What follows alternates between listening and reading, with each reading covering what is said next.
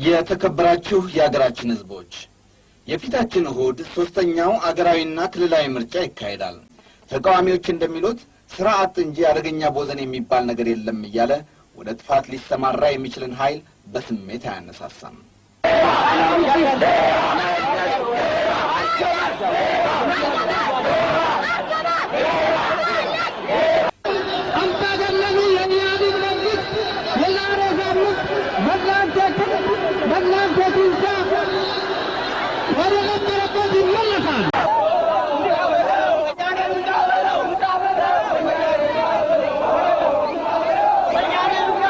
ተቃዋሚዎቻችን ይህን ኃይል አንዴ ከፈጠሩት በኋላ ሊቆጣጠሩት እንደማይችሉ ደግመን ደጋግመን የገለጽነው በተግባር ታይቷል።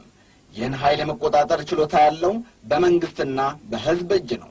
ተቃዋሚዎች ይህን ኃይል ለዝርፊያና ምርጫውን ለማወክ አዘጋጅተውታል። ኢህአዴግ የቀድሞ ስርዓት ወታደሮች የነበሩ ወገኖችን በከፍተኛ የኃላፊነት መንፈስ ወደ ሰላማዊ ህይወት ለመመለስ ከፍተኛ ጥረት ማድረጉና በዚህም እጅግ አብዛኛዎቹ ተጠቃሚ መሆን የቻሉበት ሁኔታ መፈጠሩ የማይካድ ነው። ኢህአዴግ ከሀገራችን ወጣት የህብረተሰብ ክፍል በዋነኛነት በትምህርት ጥያቄ ላይ የሚነሱ ጥያቄዎች እንዳሉ ይገነዘባል። ተማሪዎች በትምህርት ስርዓቱ ላይ ያልተስማሙበት ሀሳብ ሊኖራቸው የሚችልና ይህንኑም በሰላማዊ መንገድ የመግለጽ መብት እንዳላቸው የሚቀበል ቢሆንም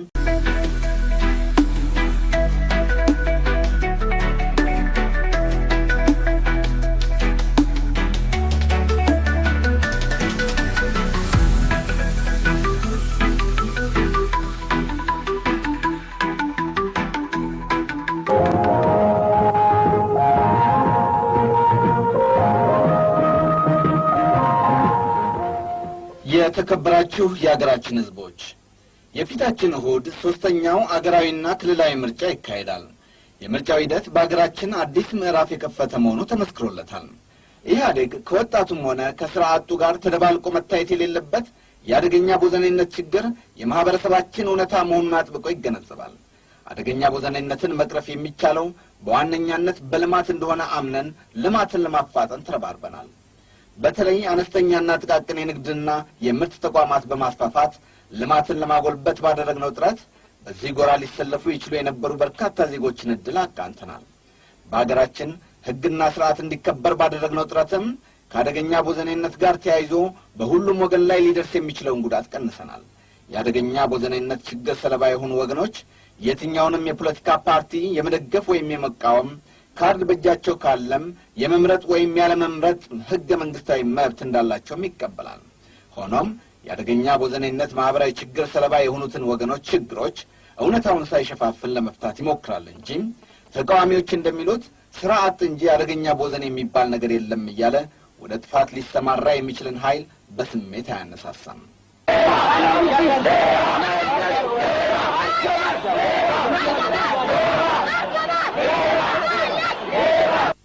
ተቃዋሚዎች አንዴ ኢንቨስትመንት አልተስፋፋም እያሉ መንግስትንና ኢህአዴግን እየከሰሱ ሌላ ጊዜ ደግሞ በኢንቨስትመንት ፈርቀዳጅነታቸውና በምግባረ ሰናይ ድርጊታቸው የታወቁና በመቶ ሺዎች ለሚቆጠሩ ዜጎች የሥራ ዕድል የፈጠሩ የልማት አርበኞችን በአደገኛ ቦዘኔ ሆይ ሆይታ ለማስበርገግ በመረባረብ ላይ ናቸው።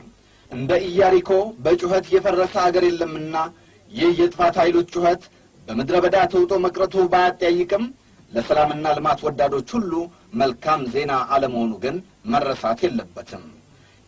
ከዚህ የኢህአዴግ ብሩህ ጎዳና በተጻራሪም የጥፋት ኃይሎች ተሰልፈዋል። የጥፋት ኃይሎች አልፎ አልፎ የተደናገረ ኃይል የሚፈጥሩበት ዕድል ያለ ቢሆንም ያቀረቡት ጤናማ አማራጭ የሌለ በመሆኑ በምርጫው ሂደት ካርድ ከያዘው ህብረተሰብ እጅግ የሚበዛውን ድጋፍ አጥተዋል። በዚህም ምክንያት ህዝቡ በድምፁ እንደሚቀጣቸው ተገንዝበው ዋነኛ መተማመኛቸው በአምሳላቸው የቀረጹትንና ለዝርፊያ የተዘጋጀውን ያደገኛ ቦዘኔ ኃይል አድርገዋል። አምባገነኑ የኢህአዴግ መንግስት የዛሬ ሳምንት መግላንቴቱንሳ ወደ ነበረበት ይመለሳል።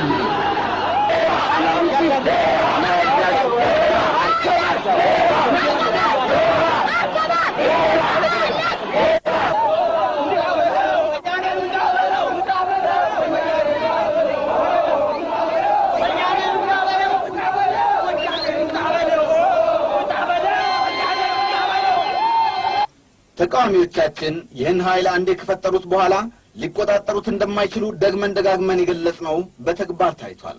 ይህን ኃይል የመቆጣጠር ችሎታ ያለው በመንግስትና በሕዝብ እጅ ነው። ተቃዋሚዎች ይህን ኃይል ለዝርፊያና ምርጫውን ለማወክ አዘጋጅተውታል። ሁሉም ተፎካካሪ ፓርቲዎች አለን የሚሉትን አማራጭ በነጻነትና በስፋት ለማቅረብ ችለዋል።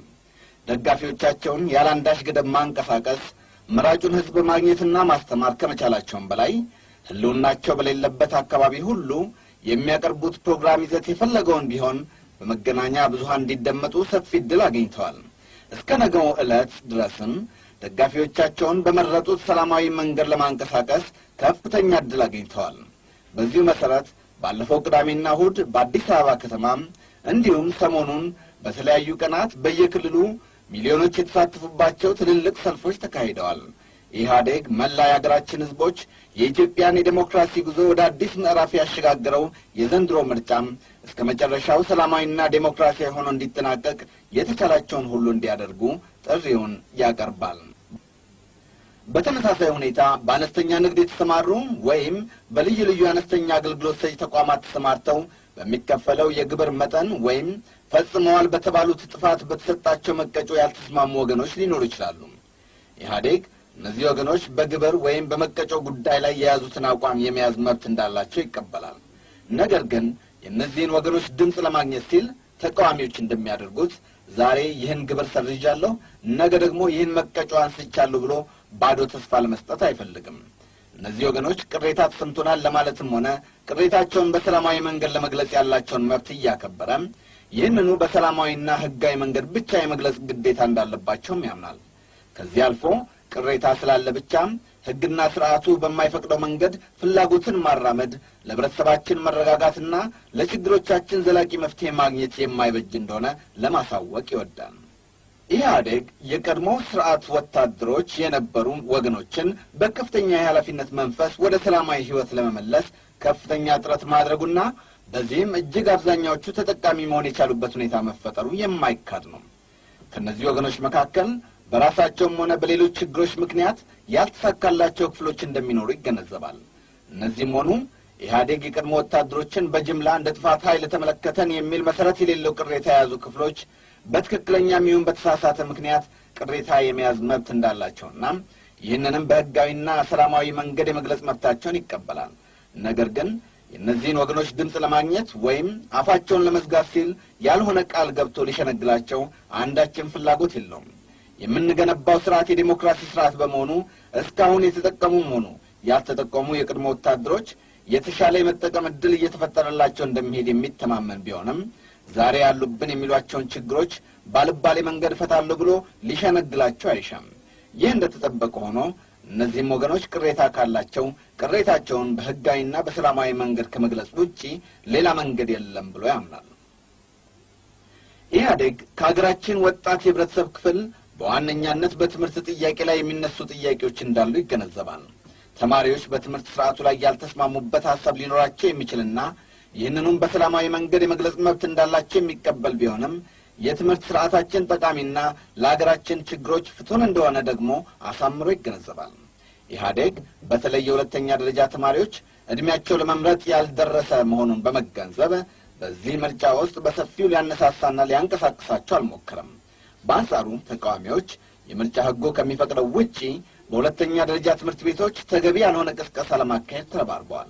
በዚህም ምክንያት ከተማሪው ማህበረሰብ አንዳንድ ክፍሎች ሆን ተብሎ በሚካሄደው ጸረ ትምህርት ፖሊሲ ዘመቻ የተነገራቸውን መረጃ ሳያመዛዝኑ የሚወስድበት ሁኔታ እንዳለ ይገነዘባል። ነገር ግን ይህም ቢሆን በሕገ መንግሥት የተከበረ መብት እንደሆነ ከቶም ተጠራጥሮ አያውቅም። ሆኖም የትምህርት ስርዓቱ ችግር አለበት ብሎ የሚያምን የተማሪ ክፍል ካለ ይህን ሕጋዊና ሰላማዊ በሆነ መንገድ ብቻ ከመግለጽ ውጪ ሌላ መንገድ እንደሌለ መግባባት ላይ መድረስ እጅግ አስፈላጊ መሆኑን ልናሰምርበት እንወዳለን። የተከበራችሁ የአገራችን ሕዝቦች፣ የዘንድሮ ምርጫ ሁለት መሰረታዊ ልዩነት ያላቸውን ኃይሎች ያፋጧል። በአንድ በኩል የዚችን ሰፊና የተወሳሰበ ችግር ያለባት አገር ህልውናና እድገት በጋራ ተጠቃሚነት ለማራመድ የሚሰማራው ኢህአዴግ ተሰልፏል። በዛሬው የምርጫ ዘመቻ የማጠናቀቂያ መልእክታችን በነገው ዕለት ምሽት በአዲስ አበባ ከተማ በ23ቱም የምርጫ ጣቢያዎች ሰላም ወዳድ የሆነን የከተማችን ነዋሪዎች በመሰባሰብ ለሰላማዊና ዲሞክራሲያዊ ምርጫ የመጨረሻ ህዝባዊ ድምጻችንን በሰላማዊ ሰልፍ እንድናሰማ ጥሪያችንን እናቀርባለን። ሰላማዊ ሰልፋችን በእርግጥም የሰላም እንዲሆን በሚሊዮኖች የምትቆጠሩት የአዲስ አበባ ነዋሪዎች ምሽቱን የሰላማዊና ዲሞክራሲያዊ ምርጫ ፍላጎታችሁን ሻማና ጧፍ በማብራት እንዲሆን አድርጉ። በዚህ አጋጣሚ ኢህአዴግና በሱ የሚመራው መንግስት የምርጫውን ሰላማዊና ዲሞክራሲያዊ አፈጻጸም የሚያውክ አንዳችም ነገር እንዳይኖር አስፈላጊውን ዝግጅት ማጠናቀቃቸውን እናበስራለን። እንደግመዋለን። በዚህ አጋጣሚ ኢህአዴግና በሱ የሚመራው መንግስት የምርጫውን ሰላማዊና ዲሞክራሲያዊ አፈጻጸም የሚያውክ አንዳችም ነገር እንዳይኖር አስፈላጊውን ዝግጅት ማጠናቀቃቸውን እናበስራለን። ኢህአዴግ ለመላ ኢትዮጵያውያን ሰላማዊና ዲሞክራሲያዊ የምርጫ ሰሞን ይመኛል። ይህን ለማረጋገጥም ቆርጦ መነሳቱን ያበስራል።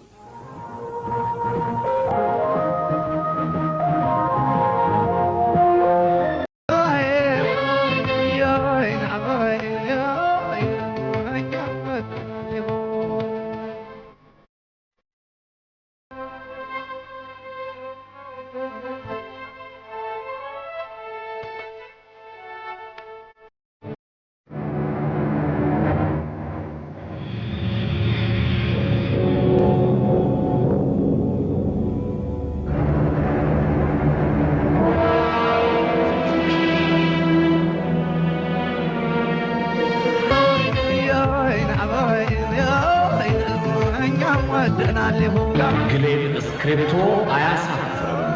ከትንሽ እስከ ትልቅ ግሌን ስክሪፕቶን ይጠቀማሉ። ወረቀቶች፣ ደብተሮችና ሉኮች ሁሉ ለግሌን ስክሪፕቶ ይታዘዛሉ። ለአስተማማኝ ጽሑፍ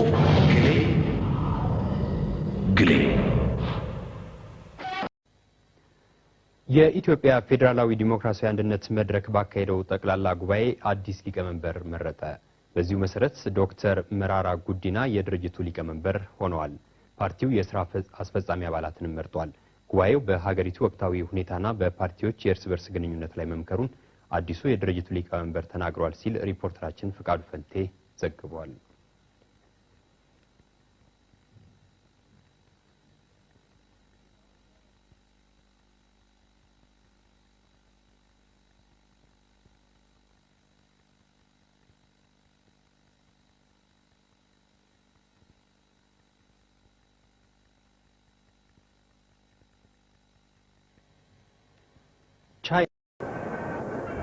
በቦሌ አውሮፕላን ማረፊያ ያለው ሽኝት መንገደኞች ሸኞቻቸውን ከርቀት እያዩ አስፈላጊውን በሚያሟሉበት ክፍል ይጠናቀቃል።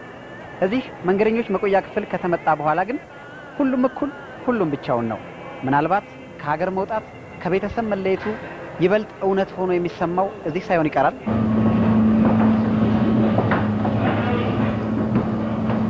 ቀድሞ የሚበሩትን እየሸኘን ከተከታዮቹ ጋር እንቀጥል። እግር ለጣለው እዚህ ያለው የተለየ ድባብ ሊያዝናናው ትኩረቱን ሊስበው ይችላል።